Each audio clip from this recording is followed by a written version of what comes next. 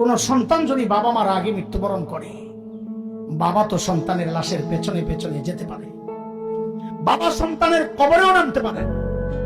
বলে কেন, বাবার কলিজায় কি মায়া দয়া নাই? আছে।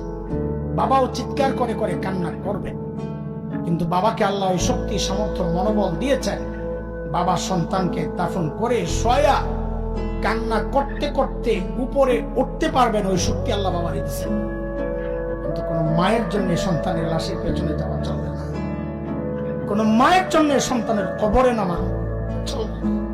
কেন, দুনিয়ায় এমন কোন মা নাই যে সন্তানকে দাফন করার জন্য কবরে নেমে সন্তানকে শোয়া দিয়া ওই মা আবার সুস্থ অবস্থায় উপরে উঠবেন, এমন কোন মা নাই।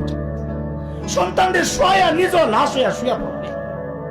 আরে ভাই, একটু জানতে চাই, এই যে মার কলিজা এত দরদ, এত মমতা, এত মায়ার ভালোবাসা, কারণটা কি বলেন তো?